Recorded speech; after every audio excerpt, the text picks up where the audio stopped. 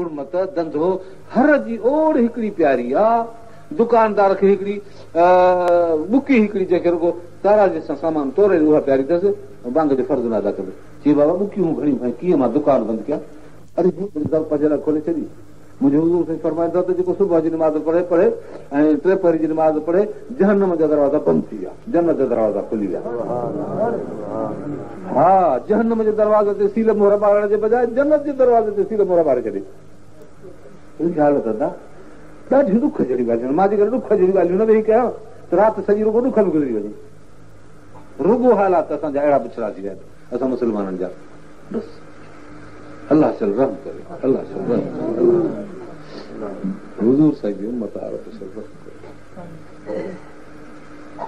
मियां निमाज़ अहिड़ी आहे जो हुज़ूर साईं जन मेराज जे राति जॾहिं विया त अॻियो पेरनि जो खड़को पियो ॿुधण में अचे जन्नत में सैर कंदे कंदे। त जिब्राइल खे जिब्राइल छा आहे पेरनि जो खड़को केरु आहे? माण्हू त ॾिसण में कोन थो अचे असांखे अॻ में। चईंदसि हा माण्हू ॾिसण में कोन थो अचे। जिब्राइल जो गौर कयो, हेॾे होॾे जो जाचई ॾिठई, चकर ॾिनई, नबी साईं खे चई भला मलक खे अचण वञण में घणी देरि? चईसि बिलाल उथियो आहे, उन जे पेरनि जो खड़को आहे तहजुद ते उथियो आहे।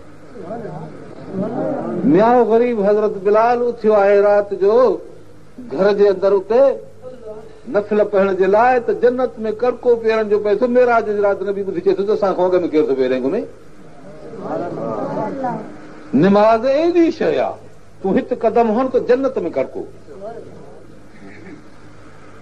अहिड़ी शइ खे छॾियो दुकान ते वेठो आहे, ॾेडर बणियो, ॾेडर मल बणियो वेठो आहे, वज आया तराज़ी हल हल हल हल छा आहे जी भाई बुकियूं वेंदी हली मोटी। अरे बुकियूं वेंदे त रिस्क त जेको न वेंदो वञनि था सभिनी उन्हनि खे बढ़िया दादा दुकान सां बंदि कया तालो ॾियारो त सभिनी नमाज़ पढ़ी अचो पोइ वरी खाचो वञे। बसि छा आहे रिस्क अलाह ताला हिकिड़े ॾींहुं मुक़ररु कयो आहे, पंहिंजो रिस्क वेकिरो बि नथो करे सघिजे, सोड़ो बि न थींदो। अलाह तबारक व तआला हुन में फ़र्क़ु कोन ईंदो आहे। जहिड़ो धंधो करे हाणे दुकान बंदि करे जेकर मोच कयो पादर कढे त रिस्क मिलेसि गिरनि न, वरी उहे बि फिटी करे तगारी खणे त रिस्क मिलेसि गिरनि न।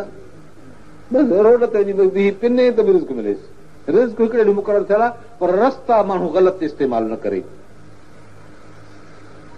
हिकिड़ो हूंदो फ़क़ीर, मूंखे यादि आहे चङी तरह सां कॾियारे जे पासे नूरुल्लाह जो ॻोठु आहे, उते हूंदो फ़क़ीर सो जूअर कंदो हो, तॾहिं जुआरी थींदी हुयूं, हाणे बि अञा होॾे जुआरी थींदियूं आहिनि। सॼो ॾींहुं अलाह जो ज़िक्र करे मस्जिद में वेठो आहे।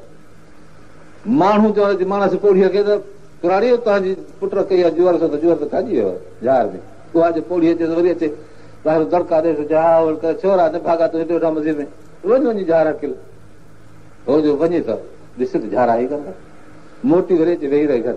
वरी माण्हू चवंदो पुट खे कोट खटियो माईअ खे पुराणी रज़ाल जो पुटु हो, माई जो अचे त बा तूं हे छा थो करे पे हिते वेठा अमा झार आई कान चइबो त कटक लॻी पिया झार मुल्क में झार आई कान चङो ॾिस वञ माउ खे वठी उते जो वञनि त हिन जा संग जेके ॿियनि जे ज़मीननि में लड़ियल उन्हनि ते बि झिरकी न वेही, ॿियनि जा संग हिन जे ज़मीन में लड़कियल उन्हनि ते झिरकी पई उते।